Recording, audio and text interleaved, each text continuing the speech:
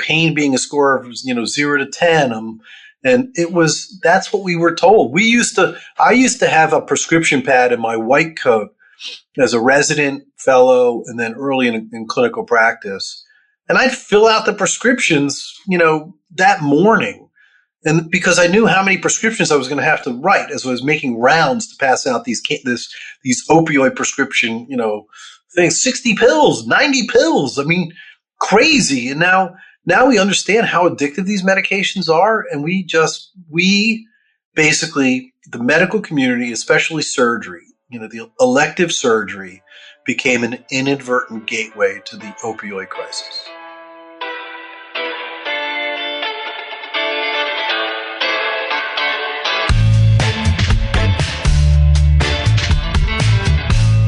Clock in, scrub up, and join us behind the red line. You're listening to First Case, a perioperative podcast bringing you exciting interviews, engaging discussions, and innovative solutions that are changing the way patients receive surgical care. Each episode, we talk to frontline staff, perioperative leadership, and nursing entrepreneurs from across the country as they share their stories, experience, and expertise on the industry we love. From the back table to the boardroom, from wheels in to wheels out, we tackle the real-life issues affecting the OR. Whether you're tuning in for surgical service education or inspiration, we're glad you're here. And now it's time to roll back and start the first case. On this week's episode of First Case, we are kicking off season 11 with orthopedic surgeon and opioid-sparing advocate Scott Sigman. Chris, I am so excited about this season because there are so many new techniques and modalities available for managing postoperative pain. And they don't include narcotics. Dr. Sigman is the perfect guest to start off this season because he is that champion that we need for opioid-sparing surgery. And what a rock star, too. Yeah. I cannot wait for people to get to meet him and then also in turn get to follow him and see, because he's just getting started on leaving his mark. And I cannot wait for people to hear this.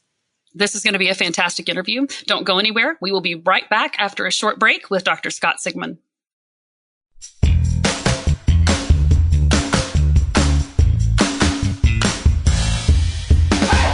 Hi, I'm Chris Blevins. And I'm Melanie Perry. From the studios of Healthcare HQ, you're listening to First Case.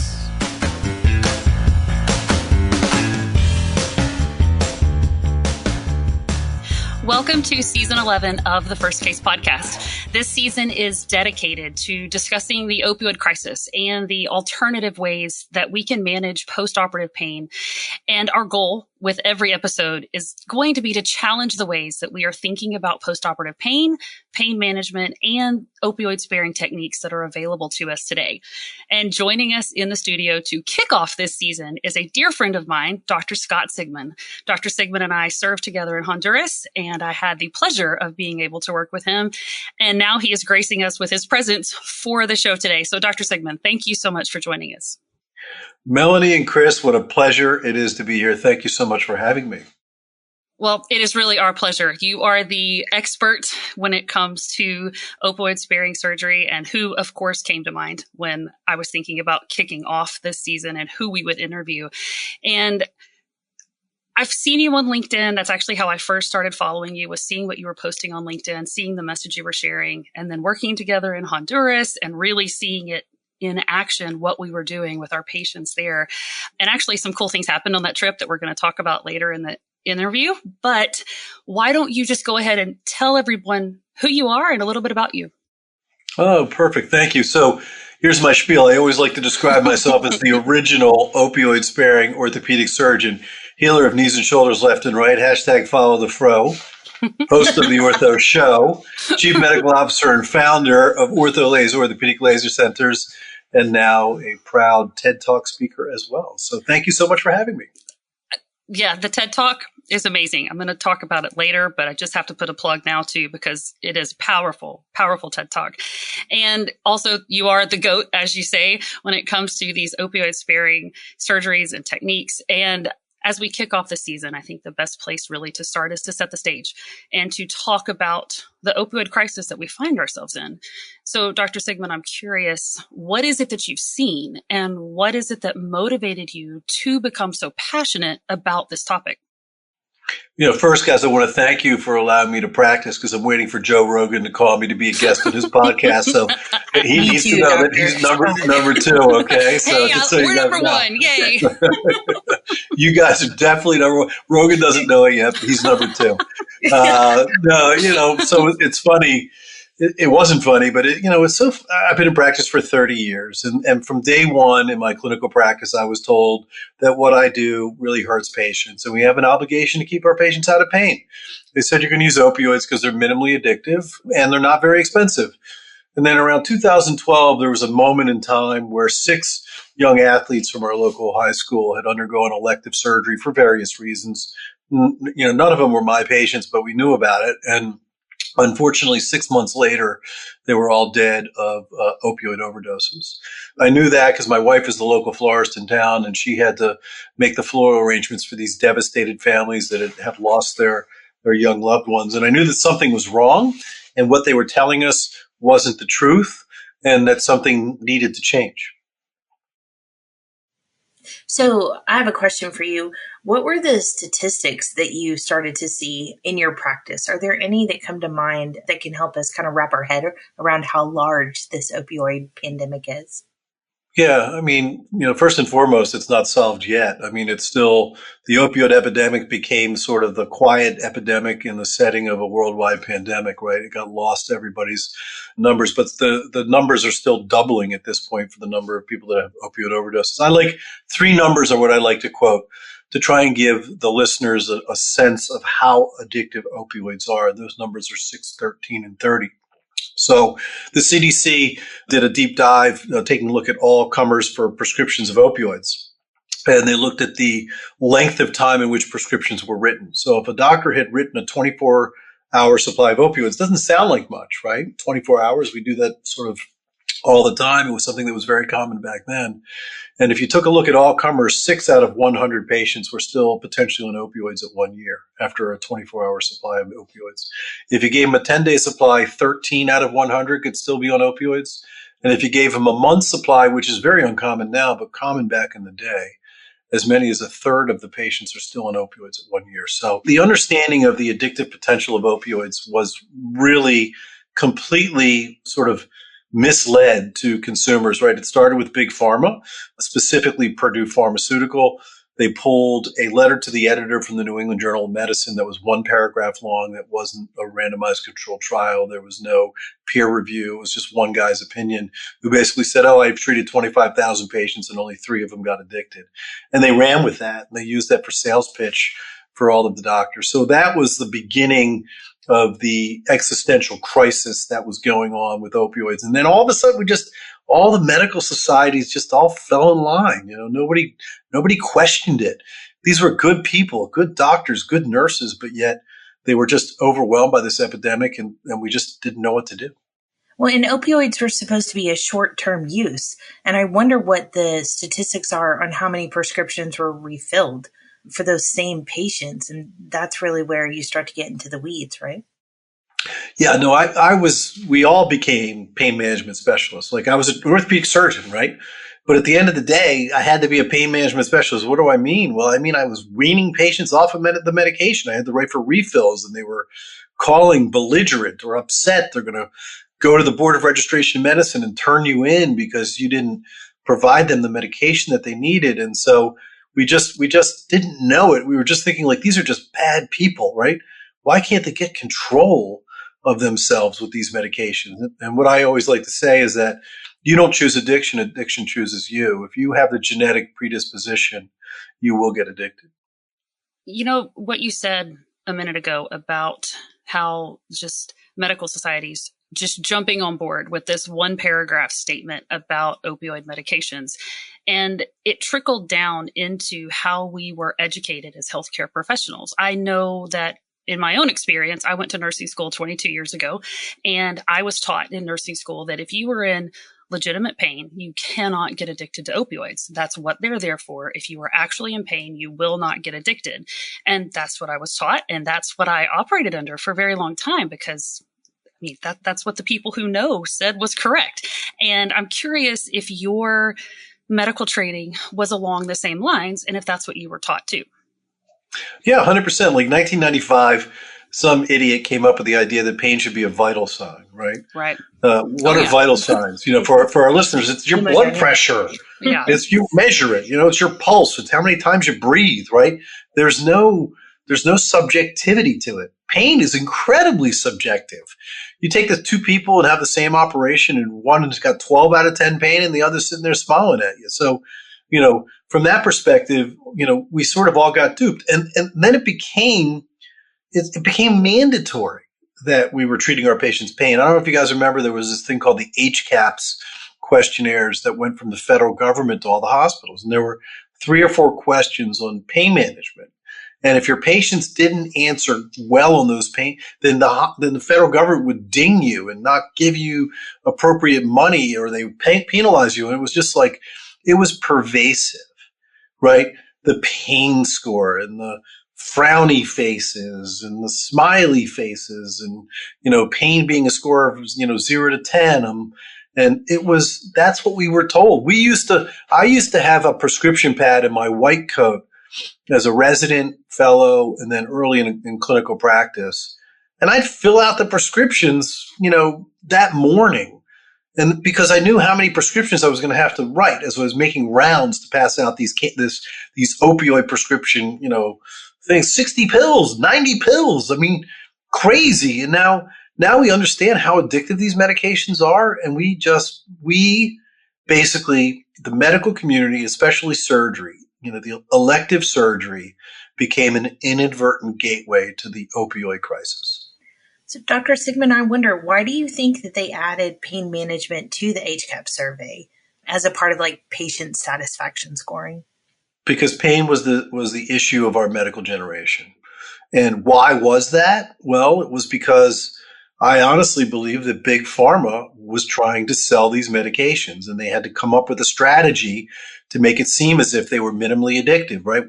Most of the listeners have seen these shows, Dope Sick from HBO and these other things, where they outline this process of how the doctors were literally thinking they were doing the right thing. I mean, they literally would say, okay, you're in pain. We need to help you get out of pain. We're going to give you these medications because they're not very addictive. How's your Stanley Cup, Melanie, by the way? Is that your Stanley Cup? It's lovely, and it's purple. Okay, perfect. Good, thank you. God forbid you didn't have a Stanley Cup. I was going to be worried about you. Oh, no, I do. Okay. That's a part of her HCAP survey. Yes, this is, and if my Stanley Cup is full, my HCAP survey is good. Perfect. But you remember, it's like JCO would come, and they, and then the white coats, and they'd all become marching through, and they'd be like, you'd have to do well in these pain scores. So when I look back at this, where there were some pill factories, there were some really bad apples, and some people that really took advantage, whether it was the pain clinics, whether it was the doctors that were prescribing and getting kickbacks. But the overwhelming majority of doctors and nurses were doing what our societies told us we needed to do. And that was to manage our patients' pain. And the only true arrow in our quiver was opioids. So obviously you changed your mind. Your practice changed, your opinions changed. And was the only catalyst what you saw in your community with the overdoses, or did other things add to that to change your mind in how we were managing pain? Yeah, I just wasn't happy. I just wasn't happy as a clinician because of all the responsibilities that I had. And I had patients yelling at me. I had one who was threatening. We literally were going to have to call security. He drove his car into a wall and killed himself. Oh my gosh. What? Yeah. I mean, and these are the stories that all of us had. We could all share these stories. And back in those days, you have to remember, the board of registration would side with the patient that you were doing neglect, that you weren't giving them the medication that they deserve. That's what the MO is. Really, the pendulum has completely swung the opposite. But around 2014, something finally happened, which was different. And that is the FDA approval of liposomal bupivacaine, also known as Exparel, which is a long-acting anesthetic. And that truly revolutionized the process for us.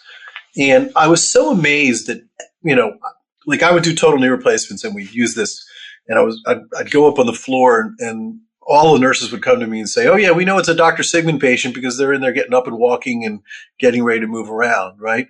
And it was just so profoundly different. I have to give the credit to my partner, Dr. Dave Probilla, who is the one that reads all the journals and told me about it. And so we started using it together. And it was just amazing that these total knee replacement patients were like up and moving so much faster. They were leaving the hospital sooner. And then, I said, okay, this is something that I can really believe in, and I want to message on it, and I want to share.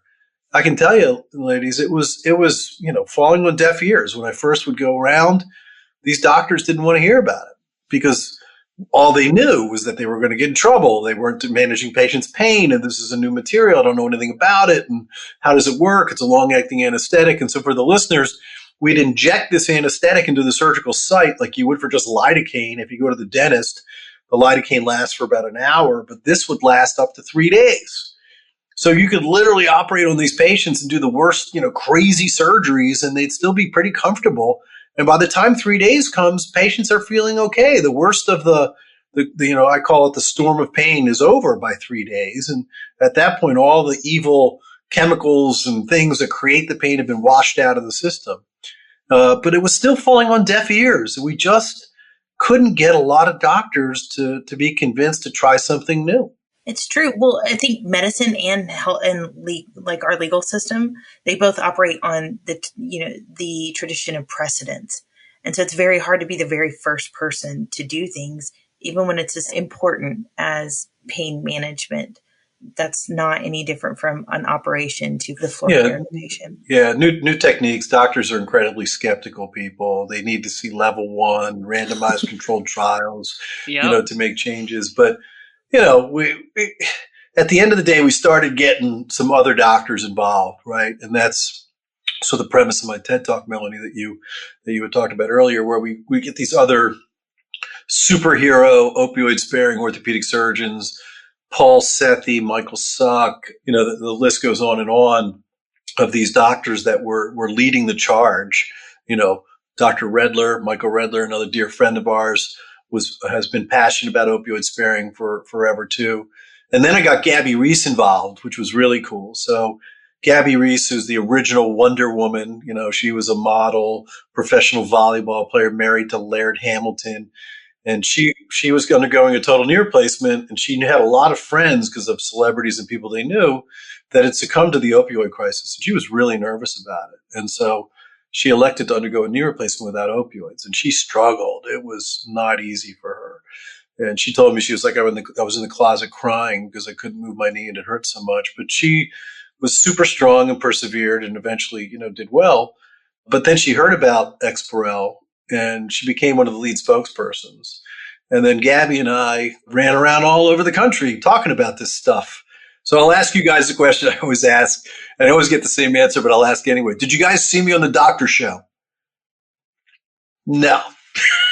My mother and my wife were the only two people that actually saw me on the doctor show. No one else. But I figured I'd ask anyway.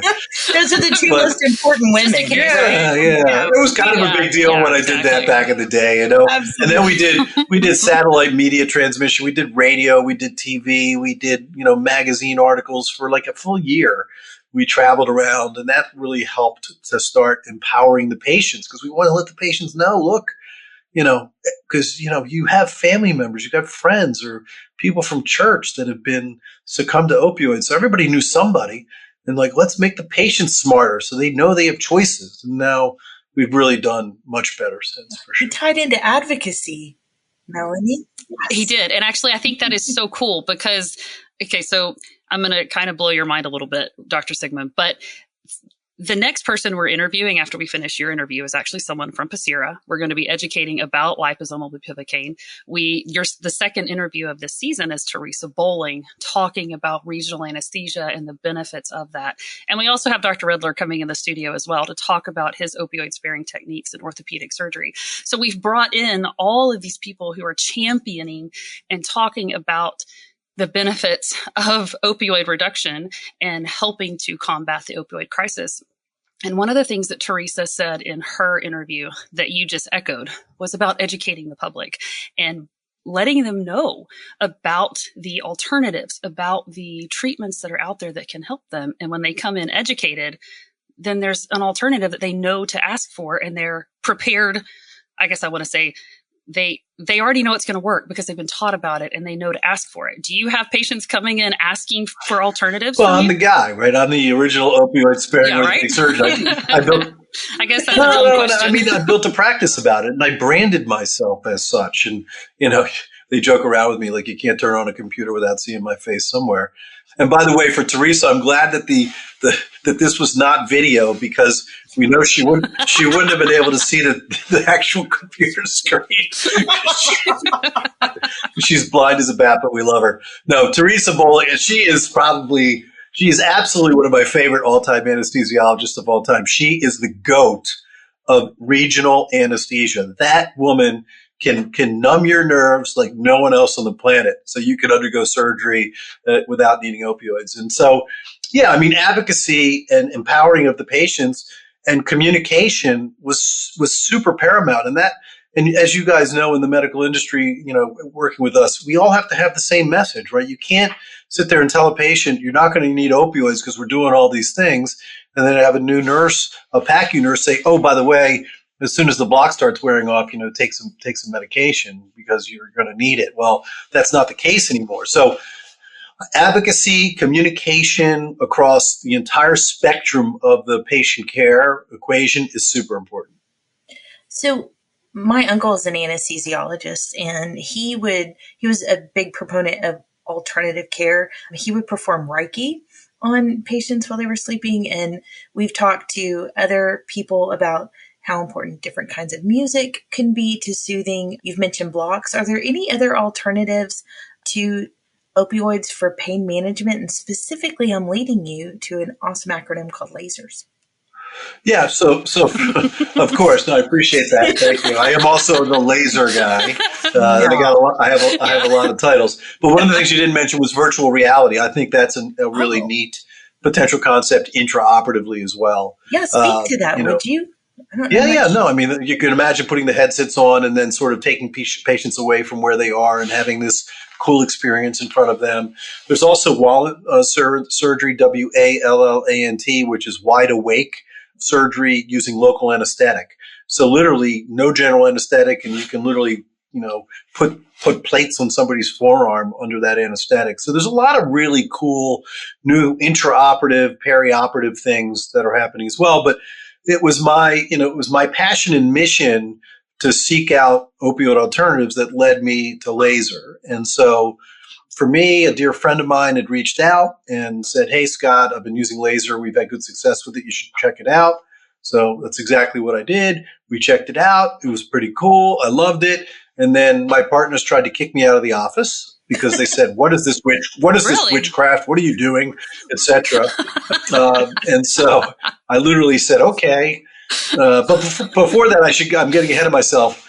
The idea and the concept of laser is that it's a very powerful anti-inflammatory. And what it does is that it works at the cellular level to reduce inflammatory cytokines.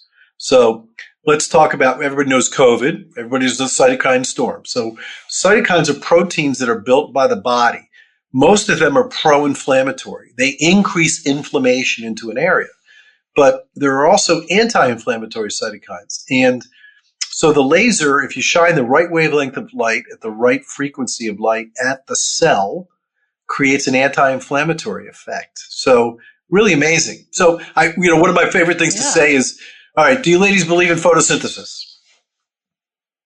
Yeah, right. Taught to us in high school, right? Of course we do. The sun comes down, it shines on the plants, that takes carbon dioxide and eats it up, and it makes oxygen. The plants grow and they sustain all of the other life on the planet, right?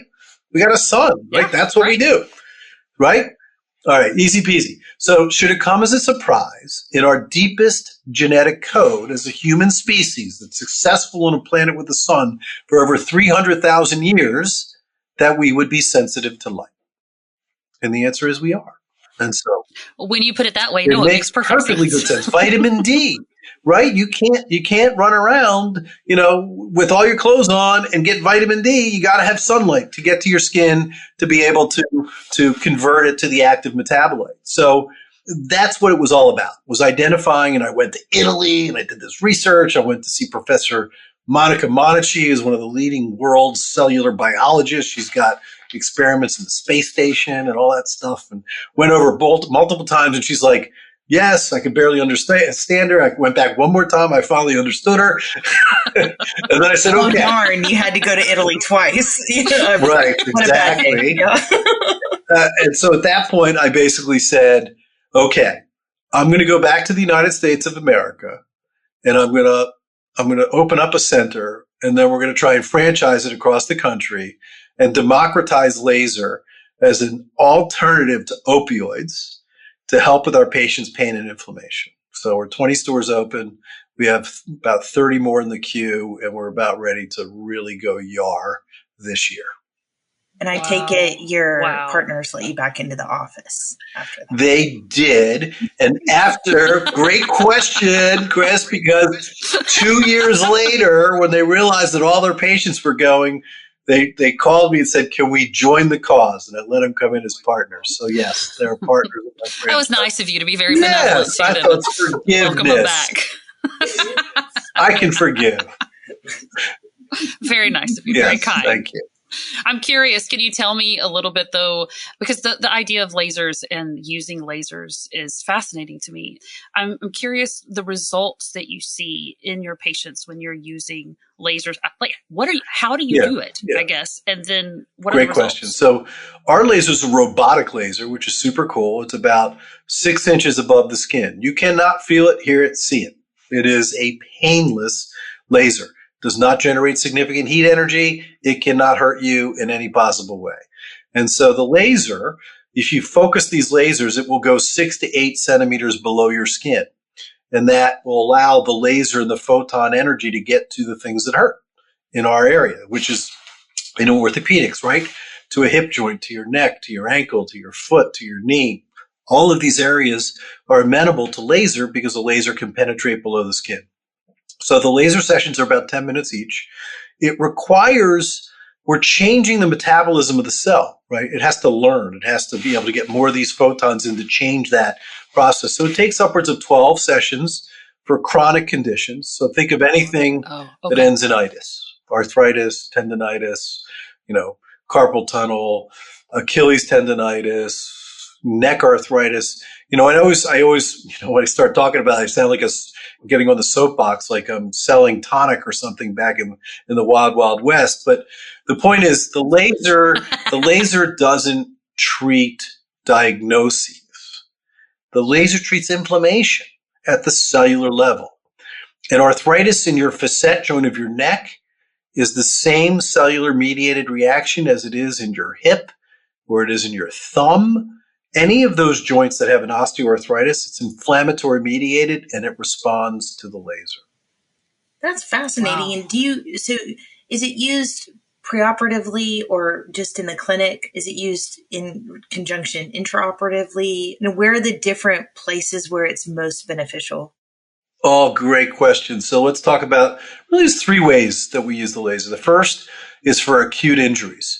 So a lot of the professional sports teams have lasers because, they pop a hamstring or they roll their ankle or they have a wrist injury, all of those things. So the laser is excellent for acute injuries. I'm the team doctor for a Division I NCAA school. We use it for all of our kids that have high-end and injuries to try and get them back on the field faster. The next is, what is surgery, right? Surgery is iatrogenic acute inflammation, right? We cut, we mess something up. We fix something that's deep, and then the stuff that we messed up gets to heal on its own, and that's a positive surgery. So we laser perioperatively. Well, as soon as like a day or 2 after surgery, we're getting our patients under the laser. The incisions come in beautifully. The bruising, the swelling, all of the ecchymosis and discoloration melts away under the laser and helps to reduce inflammation and pain in scar tissue. And then I said the third and final way is where we use it for the chronic inflammatory conditions. So it's not an intraoperative laser, right? Because there's all kinds of lasers, but ours And the wavelength is the key. Our wavelength gets to penetrate about 6 to 8 centimeters. Surgical lasers only penetrate like maybe a millimeter or two because they're sort of cutting right at the level of the skin. So very different, but those are the 3 ways in which we use it. Have you all started to experiment about people with chronic inflammatory diseases like rheumatoid arthritis and those autoimmune diseases that can cause inflammation and I say that because I haven't. So, Yeah. Just curious. Yeah. Some free medical advice from you. Right, of course. So we don't, there's red light therapy where they have these coffins where you can get in, where you can treat the entire body. But ours is a different wavelength of energy, so it's a little different. We can treat focal areas. So Chris, if you have bad CMC or, rheumatoid arthritis of your thumb, right, we would laser that, focus over that area, and we would do well. But, for patients that have more generalized fibromyalgia, things like that, it's more of a difficult thing. So, but if your rheumatoid arthritis is focused to a certain area, then absolutely we can do that. Can I tell you, you want to hear a cool story about laser? Only cool stories. Of course. Yes. Okay. So this is probably my coolest laser story. So it's March of 2020. The world does not need sports medicine orthopedic surgeon. We're in the midst of the worst part of the pandemic, right? Hospitals are shut down. Everybody's staying home. Nobody's doing a thing. And I've been using my laser for a couple of years, and I was just always amazed at how profoundly well it did with acute inflammation.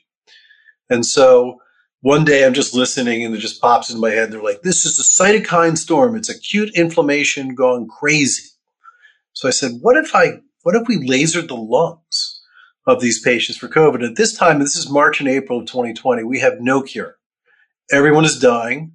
If you recall, this was the height of the pandemic. Yeah. We were treating patients in the hospital with oxygen, and we were just watching them die. It was one of the most difficult time in my clinical career, watching that we just could not do anything to help these patients. So I go to the hospital. I say, look, I've got my laser. It's FDA approved. I want to try and do it on these patients. They're like, well, we know it's FDA approved, but I went to the IRB. For our listeners, that's the review board that allows you to do studies on patients. And they said, well, we're going to need a little bit more guidance from the FDA. I said, all right, well, I'm sitting at home. I got nothing to do anyway. I guess that means I have to pick up the phone and call the FDA. I'm like, okay, that's going to go well, right? Right?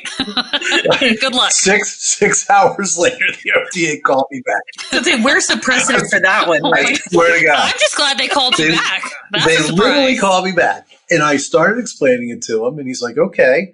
He's like, send us the specs of your laser. Tell us what it is that you want to do, and I'll give you an assessment. He came back 6 days later. I'll never forget the email. You are a low risk assessment for the use of your device for pulmonary COVID. So then I'm like, what the hell do I do now? I'm like, I know how to laser a knee. Yeah, right. I'm like, You opened that box, did you? How do I laser a lung? What settings? What buttons do I press on the damn thing? I don't know this stuff. I'm an orthopedic surgeon. I'm not a laser. I was about to say, is this where we make a joke about you being an orthopedic surgeon and not knowing where the I lungs was like, are? I'm not a laser scientist. So I'm not giving up at this point, though. I got the FDA to say yes. So I'm like, all right, we got to come up with something. And so I went on to the Google machine, and I went to ResearchGate, which is, the equivalent of like LinkedIn for researchers. And I just plugged in, theoretical use of laser for COVID. And I swear to God, this paper pops up.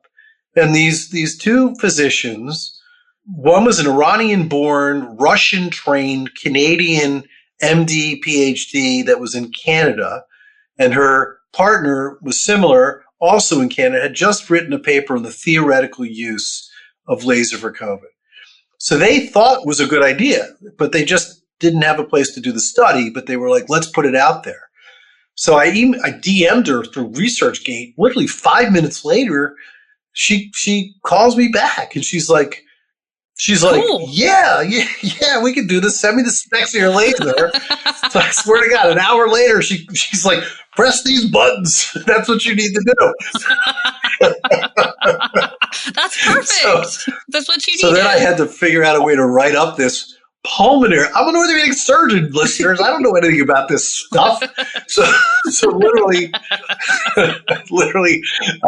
I got a research assistant, and we put together a protocol. We had to submit it to the, all the normal things you do.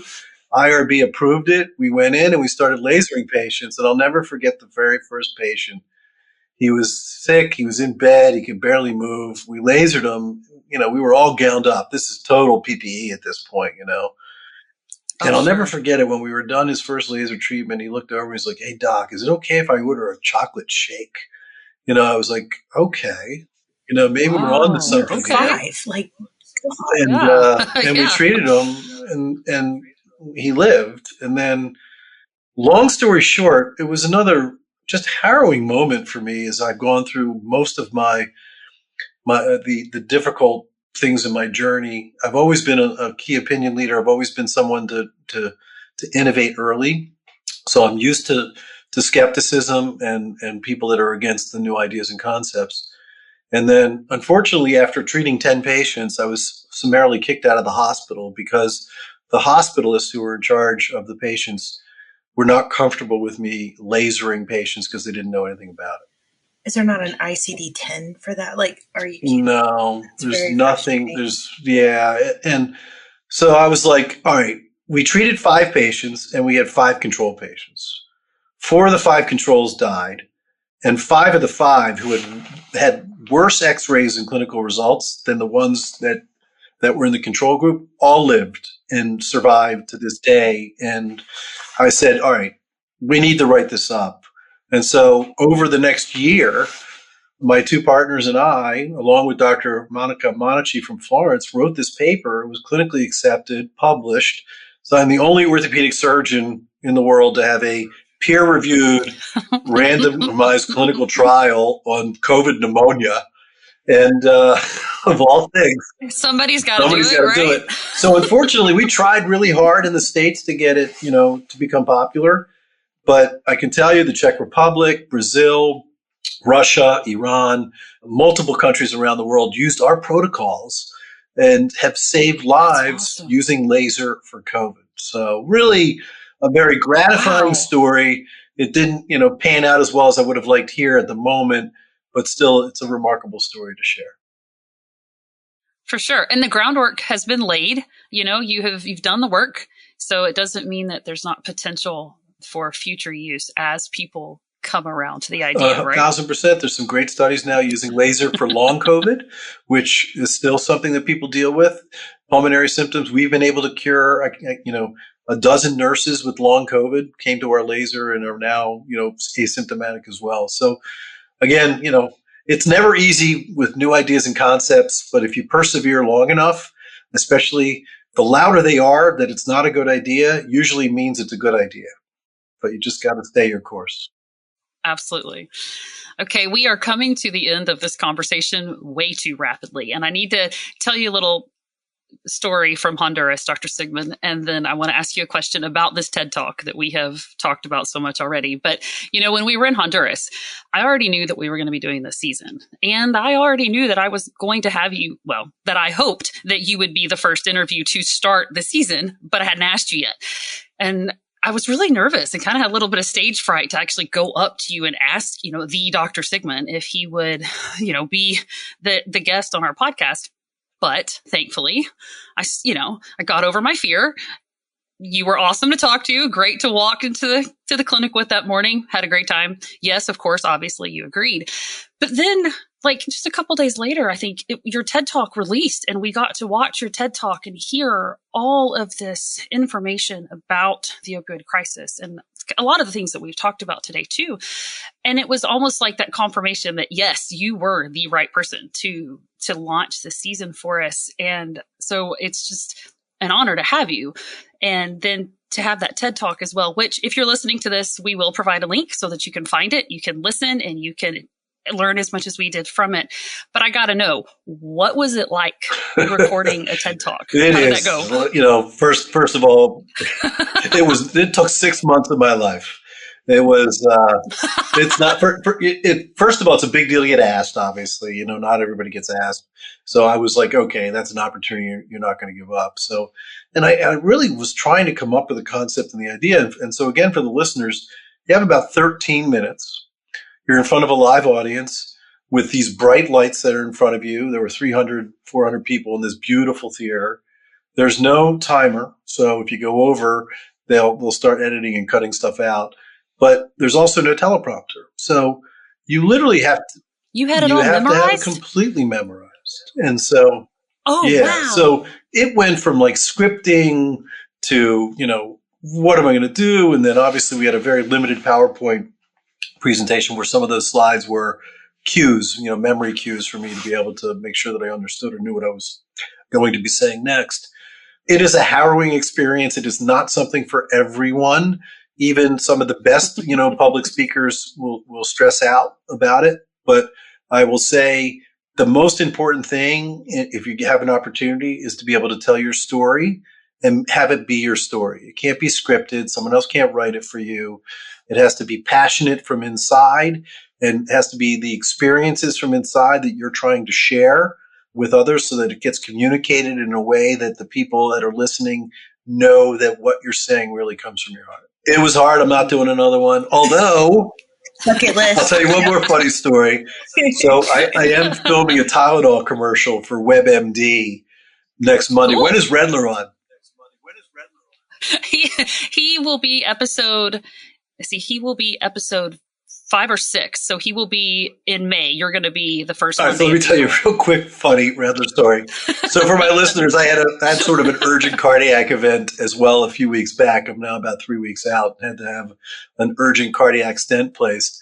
And I was told initially I was going to need to have a cardiac bypass. And so I called Redler and said, dude, I'm out. And, I think you're next in line. Do you want to do this Tylenol commercial? He's like, oh, Scott, that's amazing. Thank you so much for thinking of me. I'm like, you're a natural fit, Michael, And of course, 48 hours later, they don't do the cabbage. They just give me the stent. And I'm like, woo, I feel great. So Redler calls me up. He's like, I'm so happy for you. I can't believe this worked out so well. And he's like, I guess this means I'm not doing the Tylenol commercial. We'll have to add that somewhere, I know. Poor Dr. Redler. I was like, no.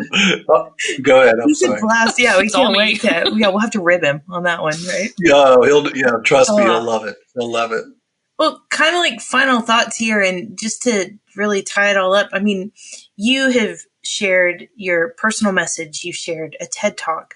All of your advocacy work on LinkedIn and just in other venues and media, really just to teach people about the options that they have other than opioids. How do you feel like all of that is going to change the future of opioid-sparing surgery, not just in the U.S., but as you've mentioned, abroad? I think that thankfully, we really have changed the paradigm at this time. There are still significant opioid deaths that are occurring, but not nearly as many coming from prescriptive medications, really from illicit drugs elsewhere. But we've done amazing work. And to our listeners, again, there's some great news. The federal government has now signed in a law called the No Pain Act, which is allowing pharmaceutical companies and other companies to come up with opioid alternative strategies that your insurance companies will pay for moving forwards. And I envision a day where we will no longer be using opioids around surgical intervention. I think they will still have their place. I want to be clear again, for the opioid zealots out there in the world, I'm not against opioids for death or for near death or for cancer. They have their role for these patients. So I'm not completely against opioids.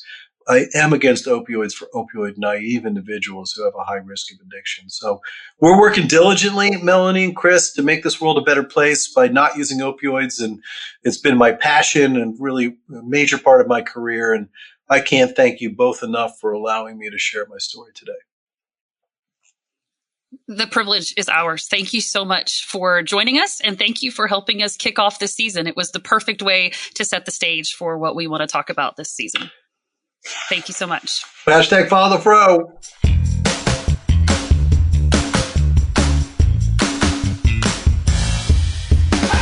That was Dr. Scott Sigman, orthopedic surgeon, and as you heard, passionate opioid-sparing advocate. And Dr. Sigman's story is powerful. He personally saw the effects of opioid abuse and addiction firsthand in his community and in his practice, and it changed him. He became a very vocal advocate for opioid-sparing surgery and techniques. And he has also caused so many others to see the importance of and to adopt opioid-sparing techniques as well. He's phenomenal. I absolutely enjoyed our time. And I did too. Most people don't know that we do this through video. And he had a picture of Albert Einstein behind him. And to me, that was just so appropriate because he is a trailblazer. And the marks that he has made, not just on orthopedics, but opioid-sparing, lasers, everything we talked about, they're going to be here long after we're gone. And it was just such a privilege. Absolutely. And obviously left his mark on the pulmonary community as well, which is fantastic for an orthopedic surgeon to branch out into pulmonary studies, but fascinating to see the results of his work for sure. But that is going to do it for this first episode of season 11. We have got so much more to come this season, so don't miss a single interview. On behalf of Chris, myself, and the whole team here at First Case, thanks for listening to this week's podcast.